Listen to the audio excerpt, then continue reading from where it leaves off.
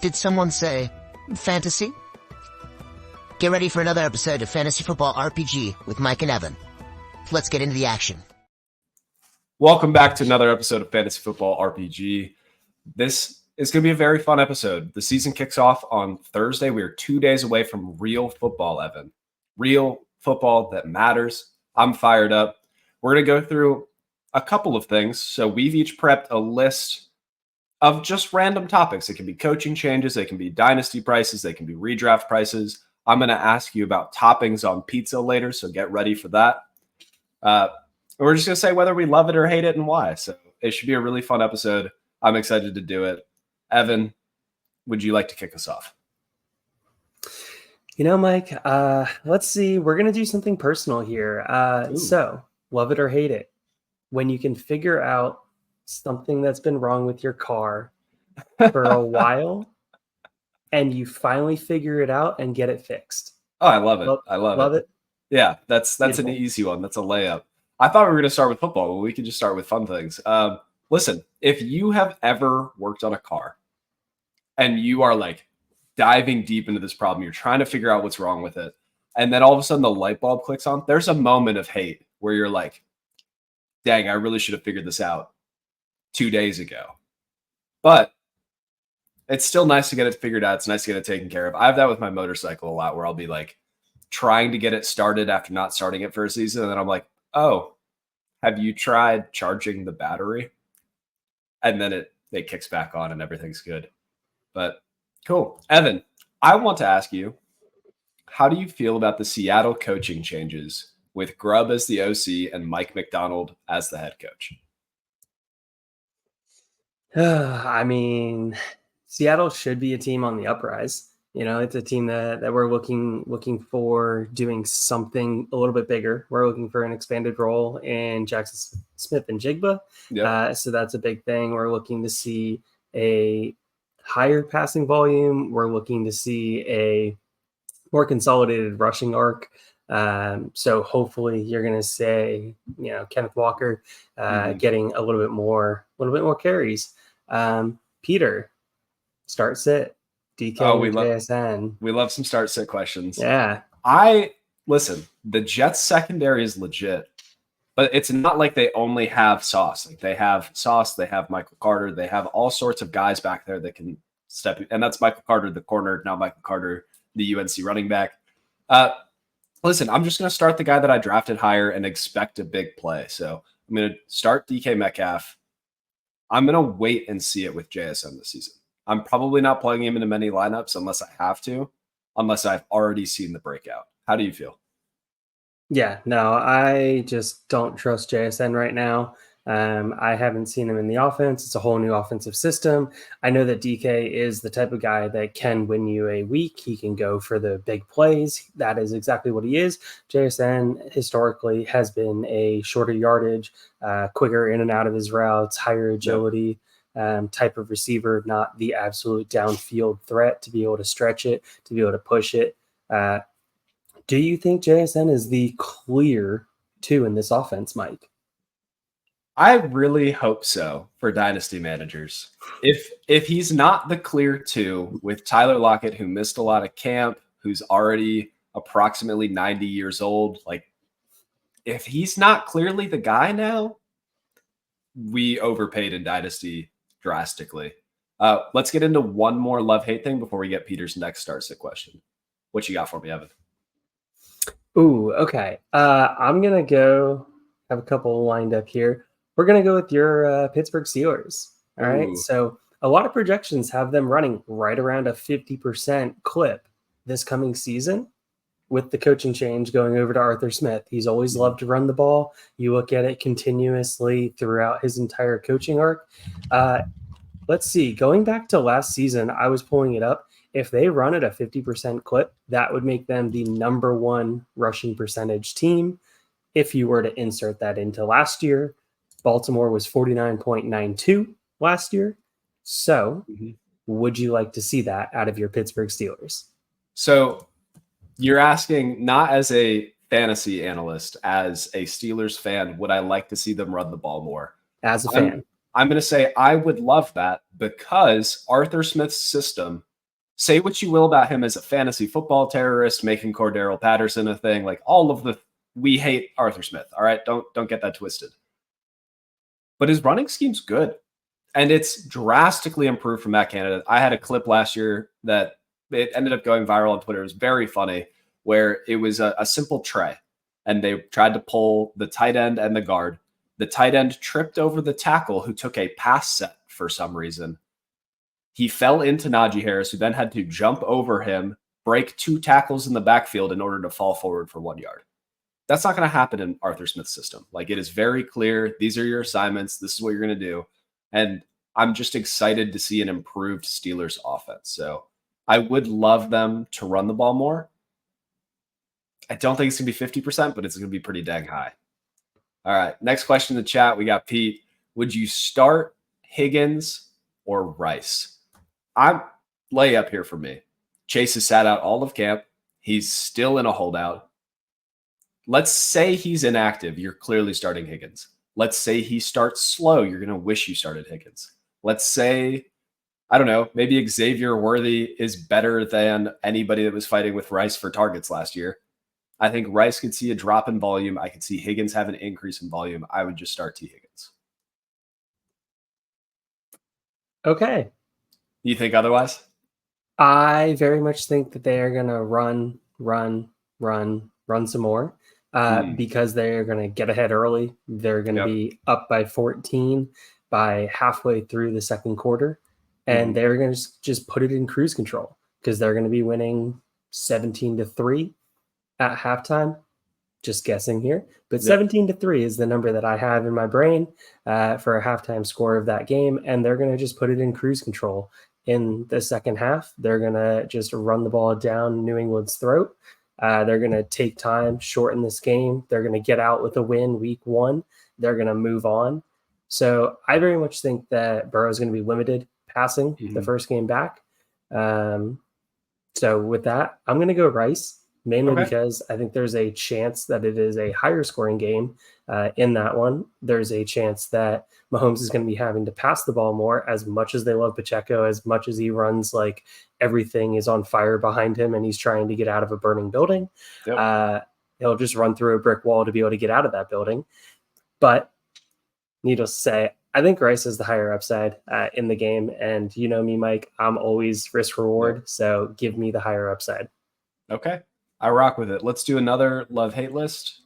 Actually, here's a great one. Thank you, Big Ordy 66. Evan, you're the Eagles fan. Do you love or hate Saquon Barkley on the Eagles? As an Eagles fan, I absolutely love it. As a fantasy owner that owns a ton of Jalen Hurts, not that much of a fan, because one of the two of them is going to be scoring the touchdowns in the red zone. I think I would argue that if a touchdown is scored between Jalen Hurts rushing, Saquon Barkley receiving and rushing, it'll probably be somewhere around 55% of the team's touchdowns in the red zone this year. So, sure. I love it as an Eagles fan, though. But right there, Big Ordy 66, love that. We are Penn State right there. Pride. Penn State pride. Yep. All right. We got another start sit question, and then we have a great question from Mike Zimmelman, and then another one from Pete. So we'll just keep hitting up chat questions. We didn't even need to prep anything. Najee Harris or Brian Robinson start sit. Listen, we just talked about the Steelers offense being more run heavy. Jalen Warren is already banked up. Yes, Arthur Smith, known terrorist. The FBI is out to get him. But Najee Harris fits more into the hammer role that Arthur Smith likes to employ. So I would just go with the volume that Harris projects to have. Do you feel differently? The Tampa Bay defense, if I'm remembering correctly here, was very good against the run last year. And that's who the Commanders play? Yeah, that should be who the Commanders play in week 1. So, yeah, with that said, I mean, everybody loves the Falcons right now. The Falcons are the hot, trendy team in that division. A lot of money is coming in on that team. But, they were very middle of the pack against the run last year. They did a lot to address the pass rush. They did a lot to address the secondary. The Judon trade was absolutely huge for them to be able to address some of that pass rush. They were one of the lowest sack percentage teams last year, which I think is very intriguing to be able to correlate. So they needed some defensive line help. With that being said, I think it should be very clear Pittsburgh in this game is going to be able to run for more yards. And I'm assuming that Najee is going to be able to get at least 50% of the carries for that offense. I sure hope he does, because if he doesn't, man, first round running backs, man. That's so sad. Pete, thank you very much.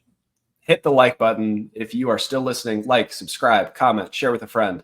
If we make your love list, put us on your MySpace top 10. Do what you got to do. If we make your hate list, go do something else with your time. Don't just hate watch us. That would be sad. Question in chat, Mike Zillman. Who finishes with more targets in Chicago, Rome Odunze or Fat Keenan Allen? Fat Keenan Allen. Ooh, I actually think it's Rome Odunze. I'm buying the hype. Okay. I didn't start the offseason thinking this way, but just seeing all of the juice that Odunze has, knowing that Caleb was excited about having him, I could see a little bit of a step back from Allen. And also, like, if we're just doing season-long totals, who's more likely to finish the season healthy, the 22-year-old or the 34-year-old vet that's coming off of like a string of hamstring injuries and his first fully healthy season in 4 years?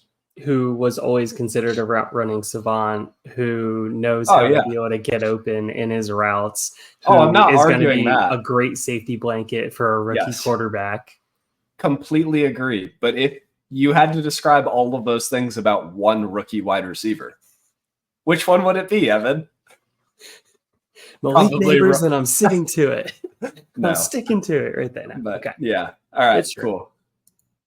All righty. I'm going to ask you another one. We're going to switch Dynasty Brain real quick.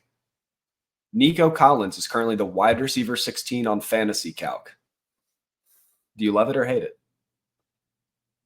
I mean, I personally hate it because I have no clue what to make out of that offense. Absolutely love how the offense is being built around CJ Stroud, but not the biggest fan of where all of these wide receivers are going. One, because they are relatively closely grouped together, especially, Nico Dynasty. Nico and Tank are closely grouped together. Stroud has already come out and said how much he loves throwing to Tank Dell. I don't remember him saying that. He doesn't gas Nico up the same way. Exactly. So it's just a different level of gas that comes in. Nico is like that regular, where Tank is like that premium when we're talking about how much level of gas here, Stroud is being able to give them. So I think that definitely plays into it. Looks like a football coach. Mike. Man, that's a heck of a compliment. Dream job one day. High school teacher, football coach. There you go. But yeah, so I personally don't like it. I'm not going to say I hate it, but it's a strong dislike. You have to pick one. We're making an 11 hate list. Fine. We're going to go with hate. All right. Dang. All right. We have another one in the chat. Do you want this one or do you want me to take this one?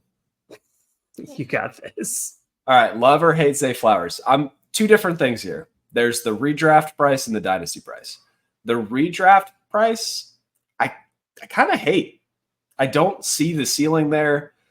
What indicates that a team is going to run the ball more? Is it signing one of the best running backs in the league and then also having Lamar Jackson back there? Or is it anything else the Ravens did in this offseason?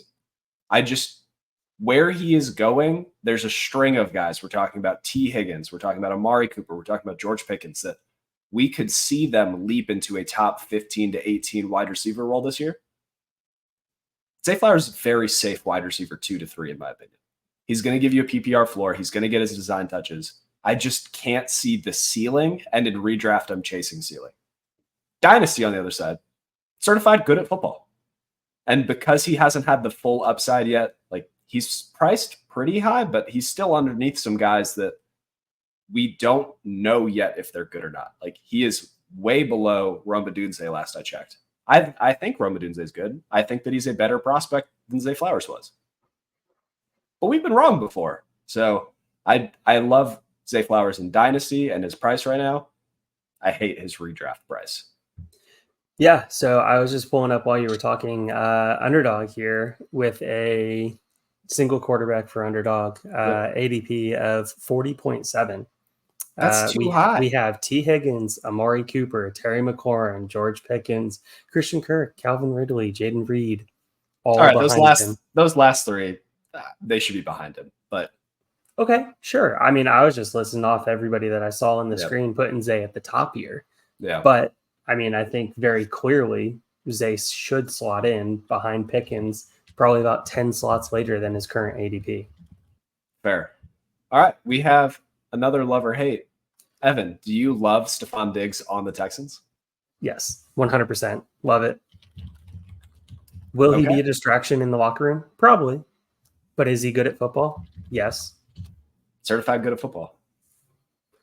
Very cool. All right, we have another one. Man, chat is bumping tonight. If you are not listening to us live, we're live every Tuesday at 8:30. Hop in, say hi. We answer every question that we get. So if you have start-sit questions, if you have other things, pop in, say what's up. Better long-term wide receiver 2. I'm going to think that this is Dynasty. Yeah, I'm going to assume it's Dynasty here. Yep. Zay Flowers, Tank Dell, or Ladd McConkey. Listen, I am the absolute poster boy for Dads for Ladd, but I cannot justify putting him in this group. He's the mystery box. We've seen Zay Flowers be good on a football field. We've seen Tank Dell absolutely crush it in points per game before they decided to make him block at the goal line weighing 108 pounds.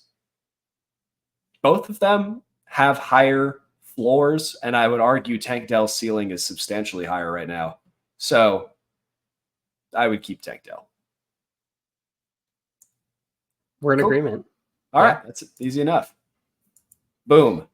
Chubb. Does he make a difference? Here, let's just say, do you love or hate Nick Chubb in redraft this year? Hate. Absolutely hate. Yep. It's the name. Yeah. Give me Jerome Ford where Jerome Ford's going, which I am just working on pulling up right now, which is 112.9 in Underdog ADP right now, comparatively to Nick Chubb at 133.4. Look, Nick Chubb is Cleveland royalty. They absolutely love him in that city. The odds of them letting him go at the end of the season are very low. It just is what it is. He's just ingrained in that community. He is Cleveland. He embodies Cleveland. He is just the Prince of Cleveland at this point. But when your knee absolutely blows up, it is incredibly hard, even with over a year by the time he fully comes back. It's very hard to make a difference within those first 6 months. And that means this entire season is probably going to be a wash. Maybe if you make fantasy playoffs, but you also got to get to fantasy playoffs. Let's remember this. All right. If you have an IR slot, I just did this in my work week today. I took him with the very last pick. I didn't take a defense. So then I can put him in the IR slot and I can just pick up a defense. Things like that. Okay, sure. If you have multiple IR slots, you're going to burn it. Understand you're going to burn it for half a season. Keep them. If you make fantasy playoffs, you have something. But second half, no. Sorry. Yeah. Well, Jerry's listening to this show, so he's going to make the fantasy playoffs, except he's asking for our family league. I don't think he's going to make it in that one. Interesting thing. ESPN ADP, they're back-to-back right now. It's Nick Chubb is going 36 for running backs. Jerome Ford's going 37. One of them has clear startable weeks early in the season. That's Jerome Ford. When Chubb comes back, we're going to be worried about, like, what's the rotation look like? I need to see it on a field first. We need to figure out what this team is going to ride with. And I just can't see them riding with Nick Chubb with all of the things that he is to Cleveland. They're not just going to hand him 30 carries a game coming off of a severe injury. So All right, Mike, I got one for you here. Yeah. Statement. RBs should be looked at in a single year window in Dynasty after their first 2 seasons in the league. So I'm saying that their apex in value happens after that second year, and all it is value goes down. Yep. So I'm looking at them in a 1-year window. I'm going to say I hate it purely because of a couple of outliers. So Breece Hall, after 2 years in the league, he's 23? He'll turn 24 this year. Is his value really going to go down if he's the RB2 this year again? Kenneth Walker, if you look at him in a 1-year window, it's kind of murky right now, but it's going to continue to be murky. We know that he's talented. We know that he's young. I think there are enough players that we value highly like that, and especially with next year's rookie class coming out. After their 2 years, they're all going to be 23, 24. If we see a revitalization of the running back position like we saw in 2017, those guys can make that statement look bad. Your normies, like your Brian Robinsons, your Jalen Warrens, your the very replacement guys that you can just go find or buy for a second, those are 100% 1-year window. What are you giving me now? Can you help me? So, okay. Yeah, cool. Do you love or hate? I can't answer this one without sounding biased. Kyle Pitts. Ready? Kyle Pitts finished as the tight end 6 this year. Do you love or hate that? It makes me so indifferent. Painfully neutral. It makes you painfully neutral because you want to see him as a top 3 because if he's top 3 with Kirk, who historically loves tight ends, in an offense that only really has one other receiving weapon that really wants to run the ball. So should open up a ton of play action game for deep passes to a tight end or deep passes to a wide receiver. Should do all of that. If he's top 3, everything's solidified. His value goes up drastically. Not just a little bit. We're talking sky high. Everybody's going to be going to try and say, this is the Kyle Pitts that we thought we were drafting back when that was the thing. Now, on the flip side, tight end 8 and below, he's dead. He's dead. Yeah, exactly. His dynasty value starts going in a tank. You're not going to get a first for him. No. I don't think if he finishes tight end 8 or below this coming season, you won't get a first for him. Right now, you can still get a first for him. Mm-hmm. But he finishes as a tight end 6. Okay. I'm going to hate it because it's so neutral. Because it's exactly. Because it's going to make my brain hurt so much to try and figure out that 1 to maybe 2 people in the league that see tight end 6 and go, wow, that's a great season. Yep. I have one. I'm going to piggyback off of Mike Silverman here. Do you love or hate the idea of 11 different tight ends scoring over 12 points per game this year in PPR? So 7 did last year, but that was without Kyle Pitts doing it. That was without Dalton Kincaid doing it, who we're now drafting as if he will. That was without there were 4 or 5 other names out there that it makes sense. So would you love that or hate that? So I'm going to love it because I want to see a revitalization of the tight end position. Tight ends have been thrown to the absolute wayside.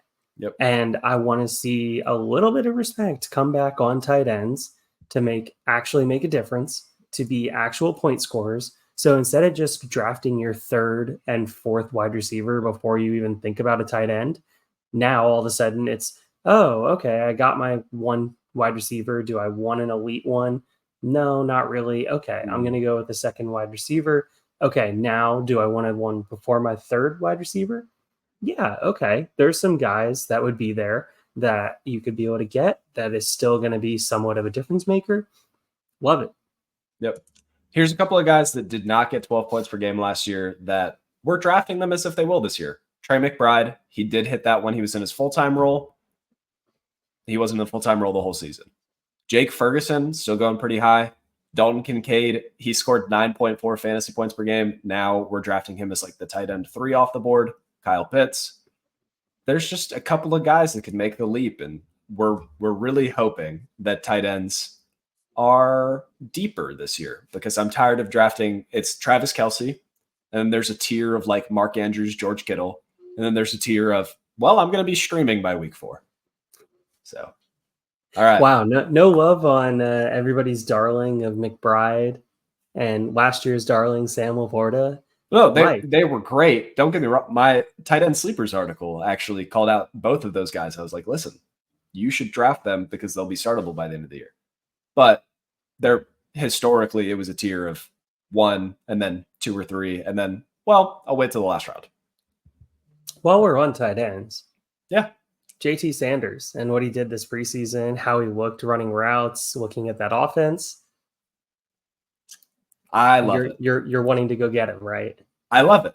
Yeah. Listen, we kind of talked about it at the combine, like maybe it was just that he's not track speed, he's football speed. I don't think he loses an ounce of mobility when you put on shoulder pads. There's some guys, you throw shoulder pads on them, all of a sudden they just look clunky and slow. This is a shot at Isaac Correndo. But there's some guys you throw the pads on and they just look like they're moving almost faster, which is awesome. This is sad for my Tommy Tremble love, but I'll get over it if JT Sanders becomes a thing. All I'm looking for this year is second or third on his team in targets and look capable with the ball in his hands. Because maybe Bryce Young stinks. Maybe the offense doesn't improve the way that we want it to. I still want to see that JT Sanders is a key cog in the offense for if they bring in a replacement, or he just looks good and everything goes great and he's like a top 12 tight end that we're getting for free. I mean, you're saying second or third on the team. Heck, I'd be happy if he's fourth on the team in targets.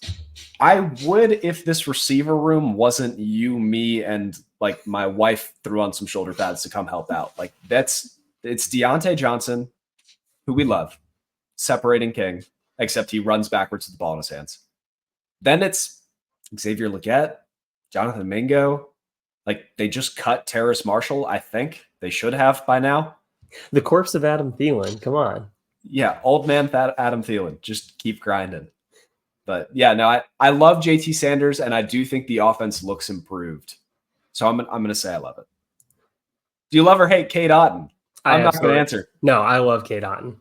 He had one of the highest He had one of the highest snap percentages last year. Do you play in points per snap leagues? No, but what do you want? You want a tight end that's on the field.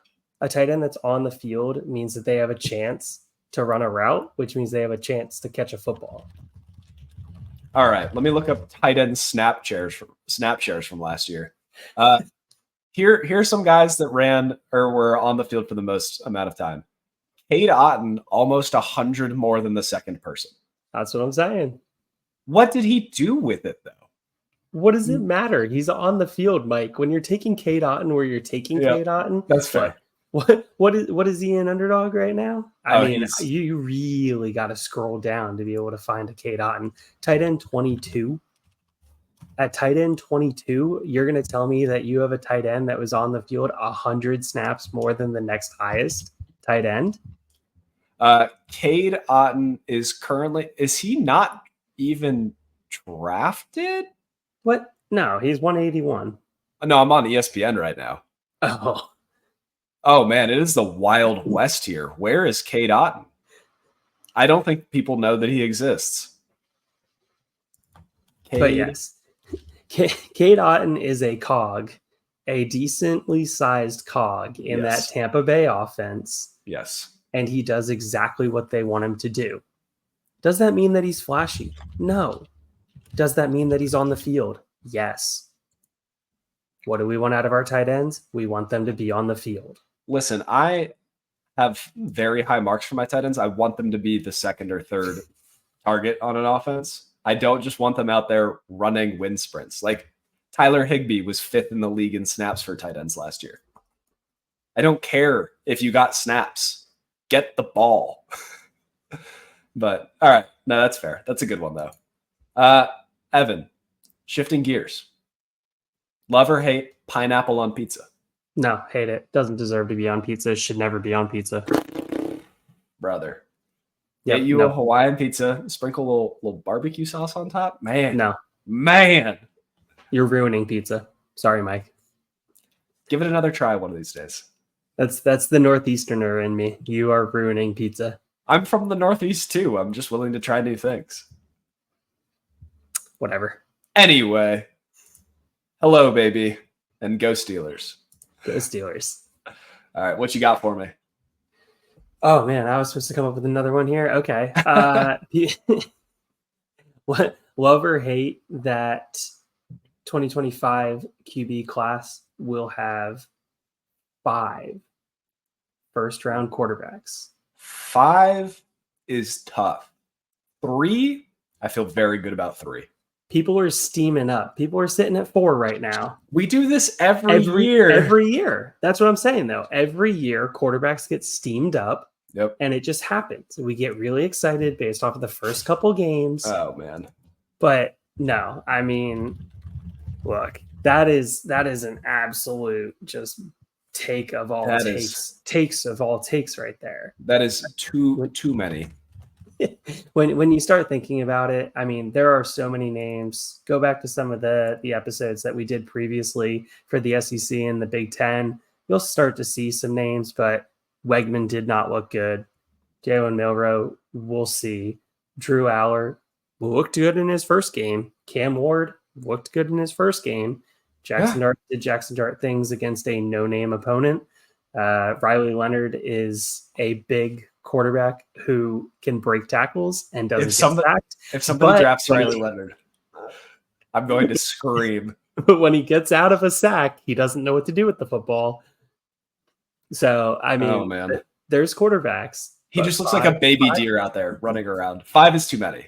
5 is horrible take. If you set the line at 3.5, that is a very good line. Yes. Because you could see Carson Beck, Shadur, Quinn Ewers, and then Cam Ward, depending on like what goes on the rest of the year, like people are already gassing him up. I could see another 1 sneaking in. 5 is an unholy amount. Yes. Given where this class stands now. Listen, long college football season. We've seen a lot of promising things from a lot of guys other than Kyron Drones. DJU is dead. I think they're currently just asking fans how far they can throw the ball, and if it's over 5 yards, they're putting him in pads. Like, it's rough. So I just 4 I love. Do you talking about quarterbacks? Let's talk about the NFL dynasty real quick. Love or hate that Deshaun Watson is over Baker Mayfield on Fantasy Calc dynasty value? I love it because of the weapons. Look, Baker or of Watson? Of Watson. Baker's weapons are better. Whoa, Baker's weapons are better. Mike Evans, Chris Godwin, Cade Otton, snap count king. Half-burn and Njoku, always injured Jerry Jeudy. Elijah Moore, the corpse of Elijah Moore. If we are comparing Jerry Jeudy to Chris Godwin right now, I'm going to end the pod. We're just gonna call it. Amari Cooper, an offensive line that is significantly better. Yes, I will say that. Okay. But also a culture that wants to run the absolute hell out of the ball, plays. But what did they do the second half of the season?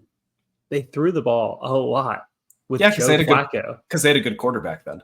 Oh, we're back on this. Not a good quarterback. All right. Well, you love it. I hate it. I think that'll be a point of contention for us all off. You want a water bet real quick? All season? Sure. What are we doing? Full season, we'll do Baker versus Watson. Just season-long finish. Okay, not points per game, because Watson's not going to play the whole season because he's a bum. Season-long finish. All right. It's a water bet. Cool. What else you got for me? Let's see. Steelers finish last in their division. Well, I hate that. But as an analyst. Okay. When we did the AFC North breakdown, our big thing was that we think the Bengals could be worse than people are giving them credit for. Joe Burrow is coming off of a nasty injury to his throwing hand. That seems like a problem for a passing quarterback. He already isn't mobile because of the ACL tear. He's playing behind an okay offensive line, if you really want to give him credit. The number 1 receiver is holding out. The number 2 receiver is already grumpy because he didn't get a contract extension. They tagged him. They're pushing Andre Yosevich onto us when Jermaine Burton is standing right there. They lose Joe Mixon. They replace him with Chase Brown, who, if you find somebody that can find a better clip of Chase Brown than the one screen pass, I have seen that screen pass 900 times because it's the only thing that we can point to be like, look, Chase Brown's good. But that's just it. So I'm going to say, as a football analyst, I believe in Mike Tomlin. I believe in this defense. And I believe that Russell Wilson or Justin Fields and the Matt Canada to Arthur Smith change is enough. Steelers don't finish last, but they're still not good. They don't win a playoff game. But they're not last. And also, but they're improving. You know what I love? Trophy smash.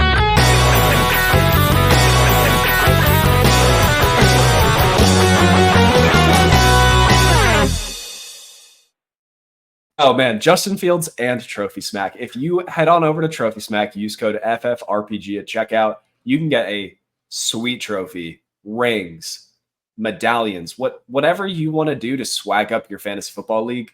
Head on over to Trophy Smack. But Evan, when's the last time you tried pineapple on pizza? Last time I tried pineapple on pizza was January. It's been almost a year. You've matured. Look, I've tried it on deep dish.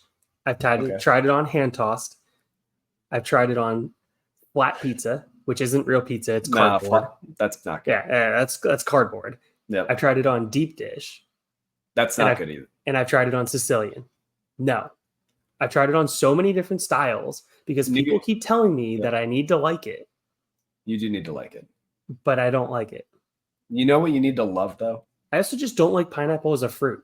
I've had pineapple straight from when I was in Hawaii. I had pineapple right off the it still didn't like tree or wherever it grows. Yeah, it grows. No, where do pineapples grow?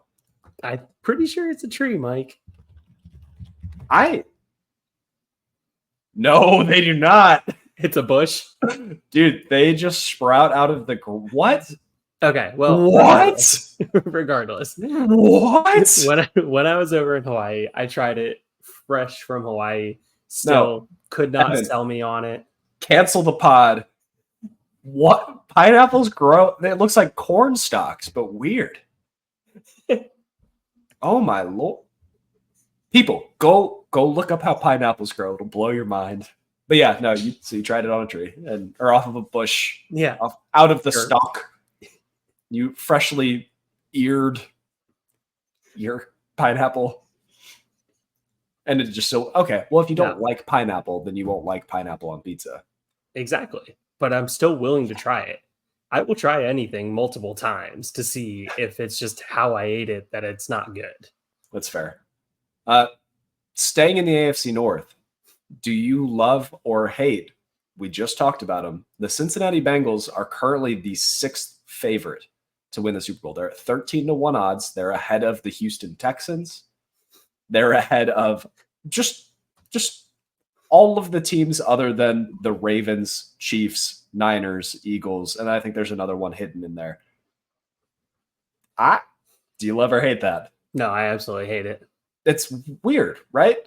I would be half inclined to take a bet on the Bengals not making the playoffs, which if my app would load, I could figure out what the odds are on that because they're favored to win the division. And if you tell me that I can take them to not make the playoffs at plus money, at plus 205. Yeah. I mean, I'd put a sprinkle on that because I absolutely just don't see the path. I see the path week 1 because they're playing the Patriots and the Patriots are just bad at football. Oh yeah. But overall, it's a division that will be very competitive all season. It's a team that has a questionable offensive line. It is a team that has a very upset wide receiver room, that could just quit on this team if they start losing. Yeah. There's a lot of reasons to not like this. T. Higgins has no money. Jamar Chase has no money yet. The running back room got worse. Joe Burrow's dealing with injuries. The defense, you have Trey Hendrickson. Who were their corners? That feels important for football. So, yeah, I would sprinkle some money on them not making the playoffs over the 13-1 to win the Super. It's the aura of Joe Burrow. He's so cool. Yeah, but, Slim Shady. Cool. What else you got? Or are you out right now? Oh, yeah, no, I'm out. Cool. I'm going to ask you one more, and then we'll call it a night. Do you love or hate that football is back? Oh, come on, Mike. Absolutely love it. Yeah. Football is here. College football has been going on. Week 0, I was locked in of college football. People around me, maybe not the happiest about that. But I was there sitting in front of the TV, watching the late night games, staying up, trying to watch Hawaii. That 11 o'clock Central, 11 p.m. Central kickoff time. I mean, I'm watching through my eyelids, but college football, more college football. Absolutely love it. Love that that's back. Love watching these prospects as they start to mature throughout the entire season. The NFL is right around the corner. My Eagles are playing down in Brazil, so absolutely love that. Super stoked that they get a whole day to themselves to be able to be talked about. So I'm really hyped for that game. We watched this in college absolutely decimate Florida State. Yes, we did. Which was great because Florida State was overhyped for so long all offseason. Absolutely love seeing that. Nothing says number 10 overall team like losing your quarterback, both wide receivers, your tight end, your running back, 2 NFL graded defensive linemen, I think an offensive lineman or 2, and then most of their secondary. That sounds like really easy to replace. Oh, yeah. Yeah. It'll just be like, a glove, just hand fit in the glove. Just nothing ever changed. Yeah. Same team out there. Yeah. I love that we started doing awards for our college players. So this week it was wow. Ashton Genty. I was just really fired up about Judkins. Ashton Genty was our Wizard of the Week. Follow us on Twitter at FFRPGPod or myself at FFMikeCash with a K. And you can stay up to date with our little weekly awards. We make a cool little thing, show you what they did, and try and make you a more informed college football fan. So if you're looking for dynasty content, if you're looking for redraft content, stick around, subscribe. You know what I love the most? Me. No, our listeners. Why are you full of yourself? God. Come on, Mike. But I love you.